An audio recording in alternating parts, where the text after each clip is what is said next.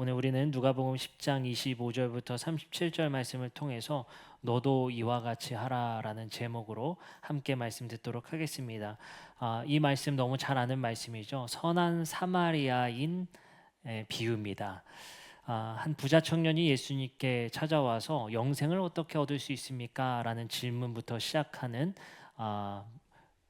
성경 구절이고, 그 대답으로서 사마리아인 비유를 통해서 우리가 잘 아는 선한 사마리아인 이야기가 등장하는 게 오늘 본문입니다.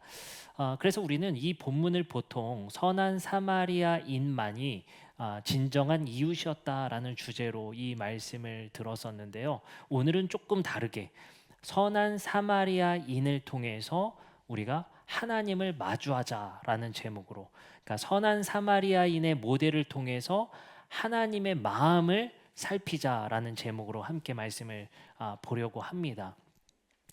한 청년이 찾아옵니다. 그리고 예수님께 묻습니다. 근데 우리가 여기서 한 가지 주의해야 될 것은, 예수님께 질문한 한 사람이 누가복음에서는 율법 교사라고 이야기합니다. 마태복음에서는 이게 부자 청년으로 등장하기도 하는데요. 여기서는 율법 교사라고 그 직분을 분명하게 밝히고 있죠. 그 말은 이렇게 명확하게 이 사람의 신분을 밝힌다는 것은, 율법 교사라는 신분 속에서 너희들이 들여다봐라 라는 어떤 메시지가 되겠죠. 그렇기 때문에 이 사람이 율법 교사였다는 것을 놓치지 말고 봐야 합니다. 그가 예수님께 묻습니다. 25절입니다. 어떤 율법교사가 일어나 예수를 시험하여 이르되 선생님, 내가 무엇을 하여야 영생을 얻으리까? 라고 말합니다. 여기서 뭘 질문했죠? 영생을 어떻게 하면 얻을 수 있습니까? 라는 질문입니다. 여기서 영생은요, 영원히 산다는 의미가 아니라는 걸 제가 많이 말씀드렸죠. 영원히 산다는 의미가 아니라 내가 하나님 안에 거하는 방법, 내가 하나님과 계속 함께 계약 안에 머무는 방법이 무엇입니까? 라고 묻게 되는 것이죠. 다시 말하면 이들은 하나님의 그 영역 안에 들어와 있어야 하나님의 복을 받는다라고 생각했단 말이에요. 그렇기 때문에 내가 하나님의 그 영역 안에 들어와 있다는 것을 어떻게 증명했었냐면요, 여러 가지 율법들을 지키며 하나님에 대한 사랑을 증명하려고 했어요. 나 이만큼 하나님을 사랑해. 내가 이렇게 많이 금식했고, 이렇게 많이 내가 안식일을 지켰고, 내가 이렇게 열심히 하나님이 가르쳐 주신 대로 음식을 가려 먹어. 그리고 나는 심지어 고통을 감내하고 할례도 받았어. 나는 하나님 안에 있는 사람이 분명해 라는 것입니다. 그걸 예수님께 물은 거죠. 어떻게 하면 사람이 하나님 안에 있을 수 있습니까? 라고 묻게 되는 거예요. 그래서 예수님께서 말씀하십니다. 예수께서 이르시되 율법에 무엇이라 기록하였으며 내가 어떻게 읽느냐라고 말씀하십니다. 그러자 대답하여 이르되 내 마음을 다하여 목숨을 다하여 힘을 다하여 뜻을 다하여 주 너의 하나님을 사랑하고 또한 내 이웃을 내 자신과 같이 사랑하라라고 예수님께서 가르쳐 주십니다. 이거는 사실 예상된 답변이었어요. 이 율법 교사가 얼마나 율법에 대해서 잘 알겠습니까? 아까 말씀드렸죠. 율법 교사라는 그 직분 안에서 봐야 된다고. 이 사람은 이게 예측됐던 대답이요. 그리고 말합니다. 28절입니다. 예수께서 이르시되 내 대답이 옳도다. 이를 행하라. 그러면 살리라 하시니. 자, 이 말을 뭐겠습니까? 율법 교사는 바로 정답을 말했고 예수님도 옳다. 너가 그렇게 해라. 라고 말씀하십니다. 그러자 말합니다. 29절. 그 사람이 자기를 옳게 보이려고, 율법 교사가 자기를 옳게 보이려고 라는 뜻이 있어요. 이게 뭘까요? 더 칭찬해 주세요 이걸까요? 나 옳다고 더 말해 주세요 이걸까요? 아니에요. 여기서 옳게 보이려고는 뭐냐면요, 내가 무흠하다는 것을, 내가 흠이 없다는 것을 증명하기 위해서 재차 질문을 하게 됩니다. 이게 어떤 거와 같냐면요, 사도 바울도 그랬거든요. 내가 율법에는 무음하게 살았다라고. 그러니까 자신의 무음한, 다시 말하면 자신의 정결함을 하나님 앞에 그리고 예수님 앞에 증명받기 위해서 재차 질문해요. 그러자 예수께 여짜오되 그러면 나의 이웃이 누구입니까? 라고 질문을 하게 됩니다. 내 이웃이 누구입니까? 라고 질문하는 것이죠. 자, 이 상태에서 이제 예수님께서 선한 사마리아인 비유를 꺼내시는데, 여기서 포커스는 뭐냐면요, 자신의 정결. 그러니까 이게 왜 이게 중요하냐면요, 율법교사 입장에서는 하나님의 거룩하심 안에 있으려면 부정해서는 안 되거든요. 정결해야 되는 거예요. 무음함으로 하나님 앞에 늘 하나님 안에 있다라고 증명하고 싶어 했단 말이에요.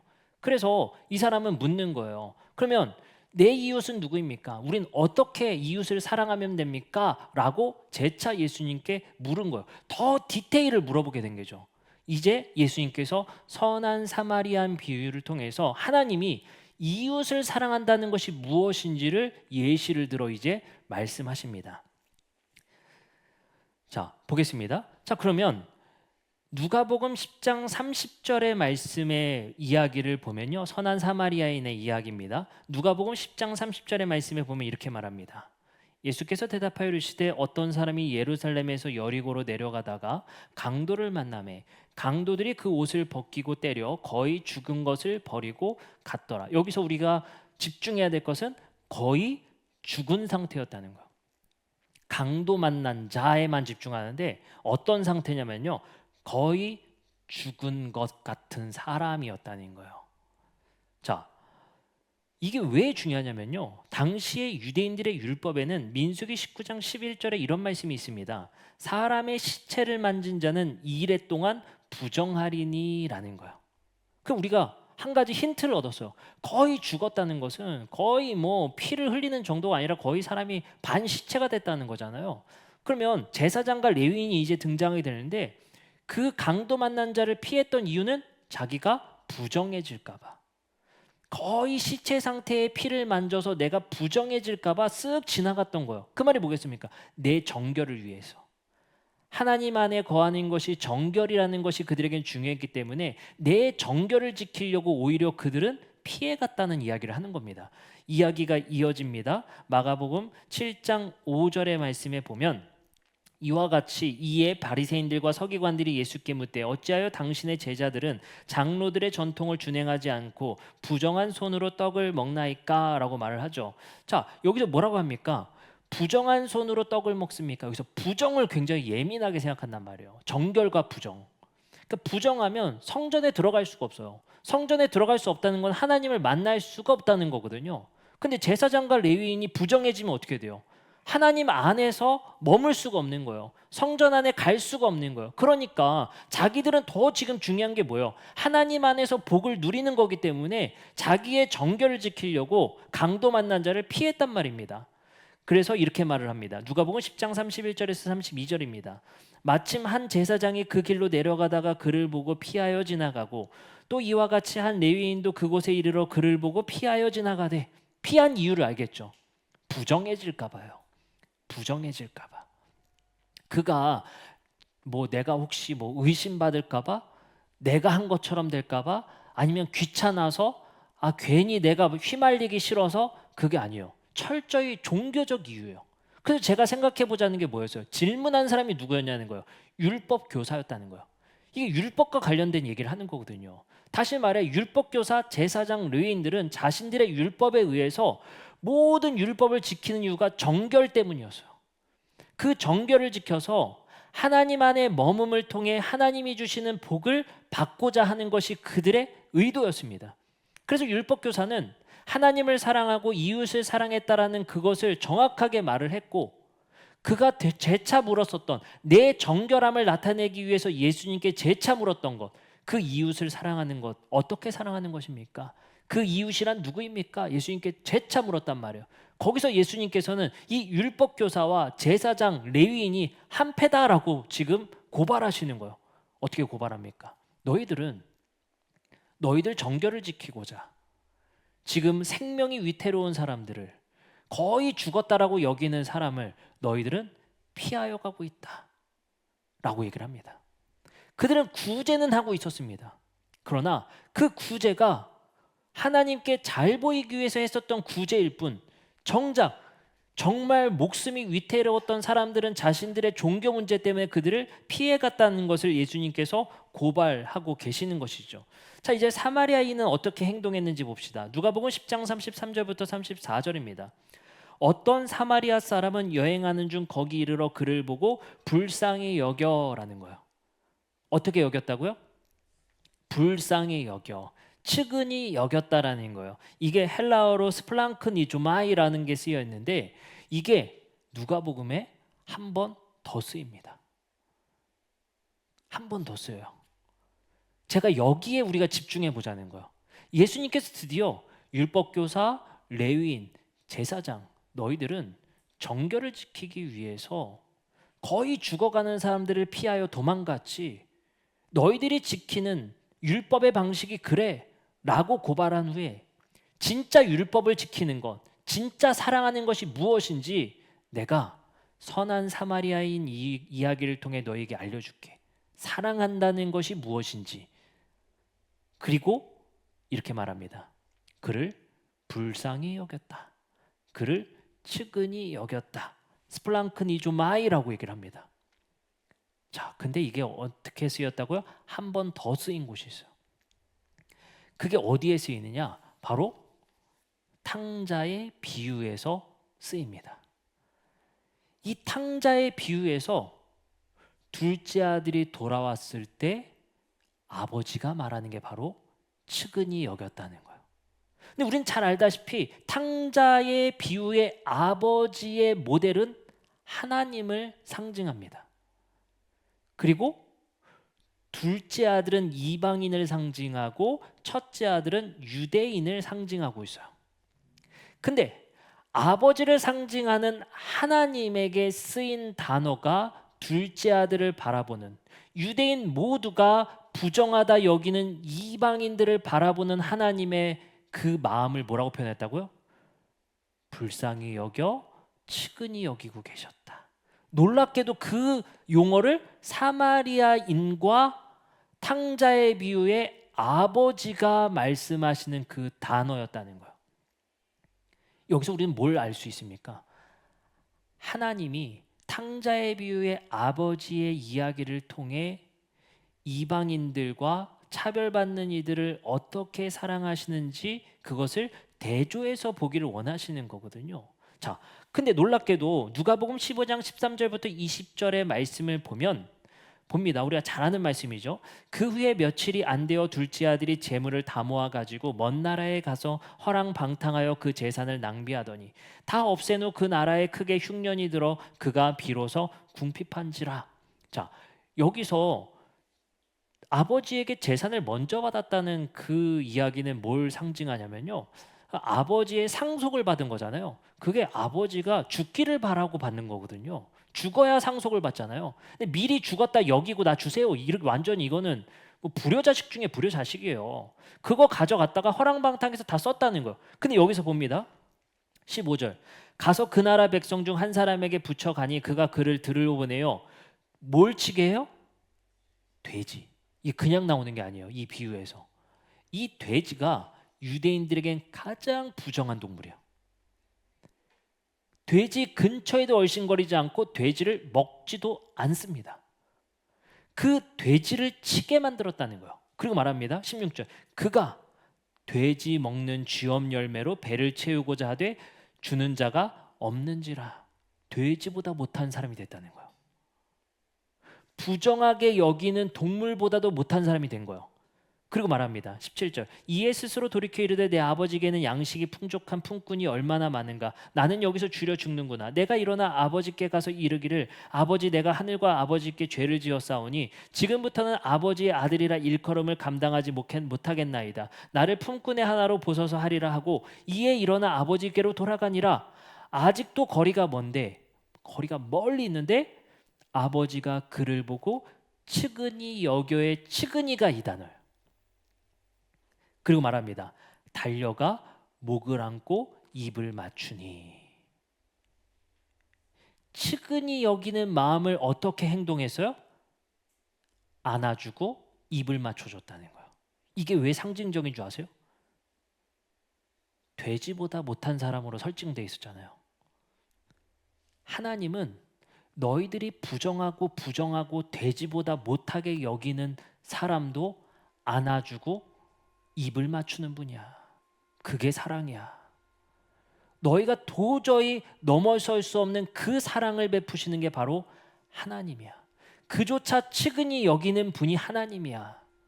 염치 없어 돌아온 자도 측은히 여기는 분이 하나님이야. 그게 사랑이야.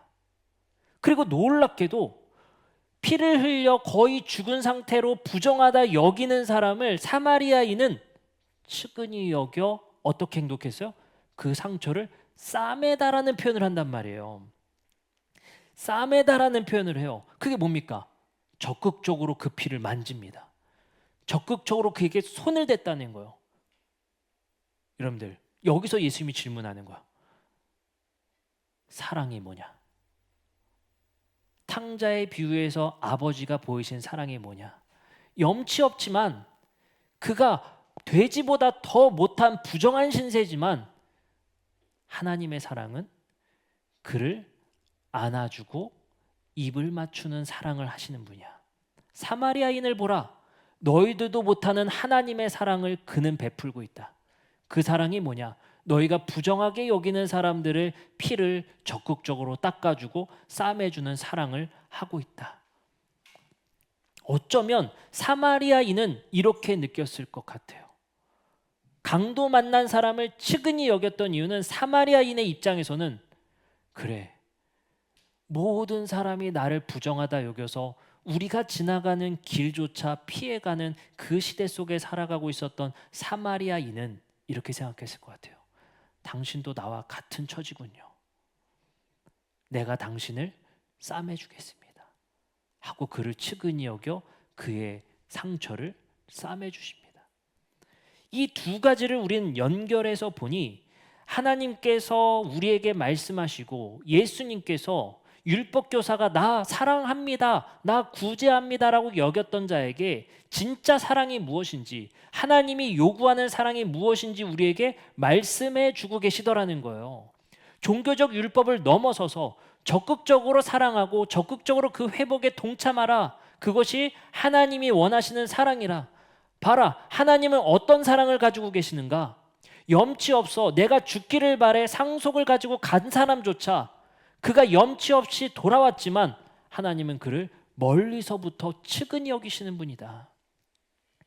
하나님은 어떠한 분이시냐? 너희가 하나님의 그 사랑을 받아 너희도 그렇게 사랑해야 될 것 아니냐라고 예수님께서 말씀하시는 겁니다. 그리고 나서 누가복음이 쭉 진행된 다음에요, 다음 에피소드 한 가지가 등장하는데 누가복음 17장에 한 에피소드가 또 등장합니다. 11절부터 14절입니다. 예수께서 예루살렘으로 가실 때, 이것도 여기를 주목하셔야 돼요. 지리를 사마리아와 갈릴리 어디요? 사이로 지나가다는 거예요. 아까 사마리아인 비유를 했잖아요. 부정한 동네예요. 사마리아인의 동네와 갈릴리 사이를 지나가시면서 만난 사람이 누구냐? 12절, 한 마을에 들어가시니 나병 환자 10명이 예수를 만나 멀리 서서. 자기들이 정결하다 여기는 동네와 사마리아인 동네에 또 살아있지만 죽은 사람 취급하는 모임이 있었는데 그게 누구예요? 사마리아인이었어요. 자, 근데 이게 사마리아인의 이야기 뒤에 17장에 나병 환자를 만나게 되는데 이 사람들도 뭐예요? 살아있지만 죽은 사람 취급당하는 사람들이에요. 왜 그러냐? 레위기 13장 45절부터 46절에 보면요, 나병 환자를 어떻게 대우하라고 쓰여 있냐면 이렇게 쓰여 있습니다. 나병 환자는 옷을 찢고 머리를 풀며 윗입술을 가지고 외치기를 부정하다 부정하다 할 것이요. 여기 주목하세요. 병 있는 날 동안에 늘 부정할 것이라. 그가 부정한즉 어떻게 해라? 혼자 살아라. 공동체를 이루지 못하고 혼자 살아라. 버려진 사람들이에요. 사람들이 뭐라 부르는 사람들이요? 부정하다 여기는 사람들이에요. 이게 시리즈물 같이 여겨지잖아요. 지금 사마리아인, 부정하다 여기는 사마리아인과 거의 시체 상태가 돼서 피 범벅이 된 사람을 적극적으로 만졌었던 사마리아인 이야기. 그 뒤에 나오는 이야기가 갈릴리와 사마리아 그 길 가운데 있었던 부정한 사람, 혼자 사는 사람, 나병인. 자, 근데 이게 마태복음 8장 2절부터 4절의 말씀에 보면 예수님께서 어떻게 치유하셨는지 적극적으로 기록해 놓습니다. 이렇게 말씀하십니다. 2절입니다. 한 나병 환자가 나와 절하며 이르되 주여 원하시면 저를 깨끗하게 하실 수 있나이다 하거늘 예수께서 손을 내밀어, 주목하세요, 그에게 뭐 하셨다? 대셨다. 만지셨다. 어때요? 싸매시고 안아주시고 손을 대신 것. 세상에 살아있지만 죽은 사람 취급했던 나병 환자, 부정하다 여기는 사마리아인 이야기와 그리고 피를 흘려 부정하다 여겼었던 거의 죽은 상태의 강도 만난 자. 사마리아인은 그를 싸맸고 그리고 돼지 쥐엄 열매를 먹는 신사가 됐던 둘째 아들을 하나님은 안아주셨고 입맞춤을 해주셨고, 갈릴리와 사마리아 그 사이에 혼자 살 수밖에 없었던 부정하게 여겼었던 나병 환자를 예수님은 손을 대셨고, 이 이야기는 초대교회로 하여금 어떻게 이 이야기가 들려졌을까요? 우리가 하는 사랑은 그저 불쌍히 여겨 사랑하는 것을 넘어선다. 우리의 사랑은 행동적인 사랑이고 만지고 안아주고 입맞춤을 과감히 우리는 실행할 수 있는 사랑이다. 그게 그 당시의 시대 속에서는 어떤 의미였겠습니까? 사람들이 취급하지 않았던 사람들을 사람 대우해줬다는 거예요. 그 시대 속에서 사람 대우받지 못했던 사람들을 어떻게 했대요? 악수해줬다는 거예요. 그 사람들을 어깨동무해줬다는 거예요. 여러분들, 스킨십이라는 게 뭐예요? 사람 대우해줬다는 거거든요. 그 사람을 인격체로서 존재로서 바라봐줬다는 거예요. 우리만 해도요, 여러분들 역전에 가서 뭐 노숙인들 보면은 만지기가 쉽지 않잖아요. 거기 안아줄 수 있습니까? 근데 그런 행동 양식에 뭘 담고 있는 줄 아세요?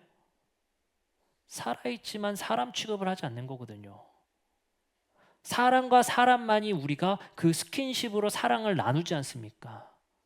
이 시대 속에서의 교회는 무엇을 상징하냐면요, 이 이야기들은 그렇게 읽혀졌을 거예요. 하나님 봐라, 염치 없고 너희들이 봐도 그 사람 취급도 못할 만한 그 둘째 아들을 그는 어떻게 하셨는가?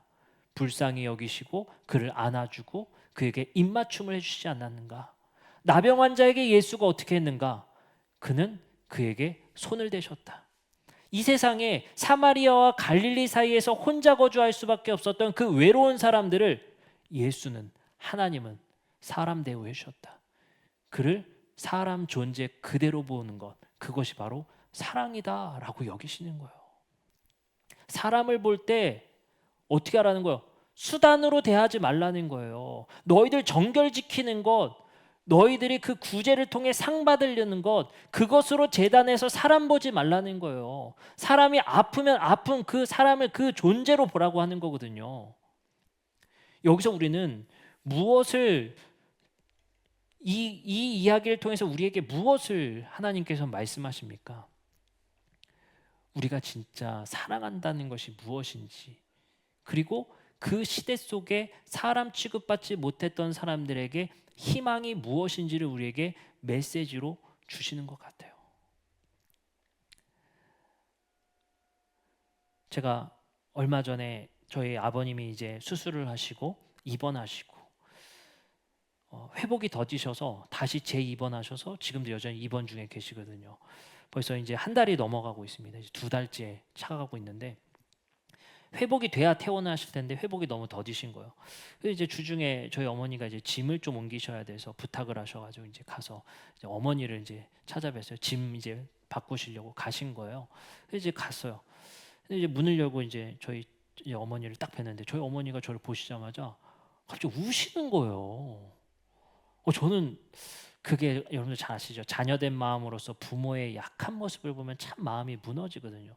그래서 저희 어머니가 갑자기 무시는 거예요. 그러면서 이제 어머니가 이제 마음에 너무 힘드셨는지, 육신적으로도 너무 힘드셨는지 이런저런 얘기를 하시면서 이제 힘드셨던 얘기를 하시는 거예요. 한 달 넘게 이제 간병을 하고 계시니 얼마나 힘드시겠어요. 근데 어머니 이야기를 들으면서 어머니가 왜 힘드신지를 제가 좀 알겠더라고요. 그 왜 사람이 그렇게 한 번에 무너지고 왜 한 번에 사람이 그렇게 힘들어지는가? 우린 너무 잘 알고 있는 게 있어요. 뭐냐면 사람에게 굉장히 중요한 거 뭐냐면요, 희망이에요. 희망. 어머니가 힘드신 이유가 뭐냐면요, 회복이 너무 더디고 언제 태어날지 너무 지금 막막하신 거야. 그러면 사람이 무너집니다. 남성분들은 잘 아실 거예요. 군대 가면 버틸 수 있는 이유가 제대라는 게 그래도 결정되어져 있기 때문에 그래요. 버티면 나간다. 시간이 정해져 있으면 우리는 그것을 희망을 갖고 살아낼 수 있단 말이에요. 근데 우리의 삶에 그것이 막연해지는 순간 우리가 무너집니다. 청년 세대는 어떻습니까? 자신들이 세워놓은 기준과 내가 목표하는 것들이 사실 괴리감이 너무 벌어져 있는 거예요. 그러면 어떻게 돼요? 야, 이거 내가 열심히 해도 안 되겠는데? 내가 지금 이렇게 해봐도 안 되겠는데? 그 괴리가 너무 벌어지면 포기해버립니다. 삶이 무너져 버리는 거예요. 이게 어느 정도 내가 할 수 있는 정도의 범위, 열심히 해서 될 수 있는 가시권에 들어와 있어야 사람은 살 수 있단 말이에요.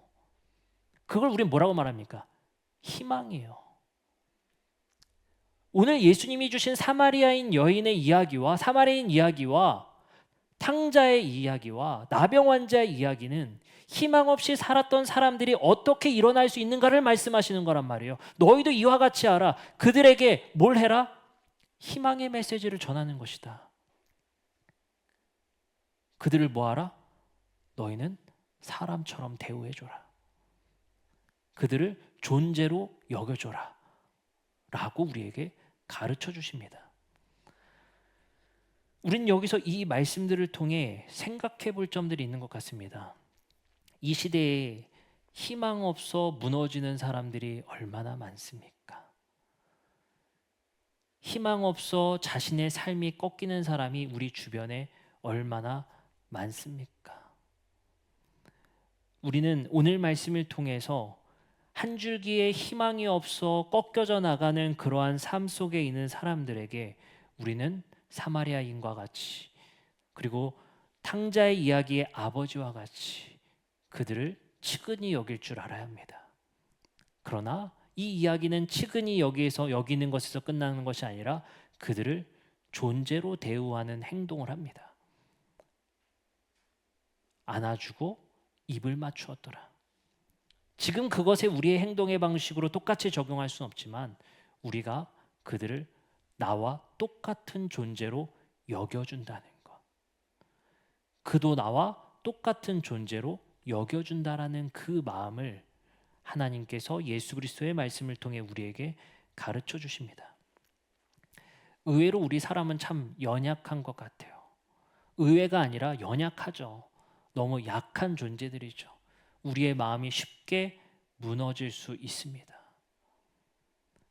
이 쉽게 무너진다라는 것, 여러분들 그게 사실 굉장히 큰 우리에게 공포를 주거든요. 내가 지금 유지하고 있던 것, 내가 지금 행복한 것, 언제 없어질지 몰라 불안한 것들. 그것을 우리는 붙잡고 살아가잖아요. 그리고 또 한 가지, 우리에게 불안이 찾아오는 이유는 우리는 결론을 너무 잘 알고 있어서 그래요. 우리의 삶의 결론은 뭡니까? 죽음을 향해 간다는 거예요. 언젠간 인간은 죽는다라는 그 끝을 알고 우리는 살아갑니다. 그것이 누군가에게는 극심한 공포로 다가오거든요. 그게 우리에게 때로는 우울증으로 찾아오고 공황으로도 찾아오게 됩니다. 근데 성경은 그것에 새로운 비전을 주시는 거예요. 죽음 너머의 삶이 있다. 이게 무엇입니까? 하나님이 우리에게 주시는 희망의 메시지예요. 이 시대를 살아갈 수 있는 힘이거든요. 죽음의 끝으로 달려가는 사람들을 우리는 끝까지 사랑하고 그와 그 너머의 삶을 기대하며 살아가는 것이 부모를 보살피는 자녀를 살아가게 하는 것이고 간병하는 사람이 힘을 내서 살아갈 수 있는 힘이 된단 말이에요. 그래서 사람은요, 희망을 잃지 말아야 됩니다. 그리고 오늘 메시지는요, 희망이 잃은 사람들에게 희망을 주는 메시지로 보입니다. 우리의 삶 속에 오늘의 말씀과 같이 우리는 했으면 좋겠습니다. 너도 이와 같이 하라. 희망 없는 이의 손을 붙잡아 주기. 그리고 우리에게 하나님은 모든 사람과 동등히 여겨준다는 탕자의 아버지와 같은 그 마음의 사랑을 우리에게도 하고 계시다는 사실을 우리 모두가 기억하셨으면 좋겠습니다. 이제 우리 함께 기도하고 찬양하는 시간 갖도록 하겠습니다.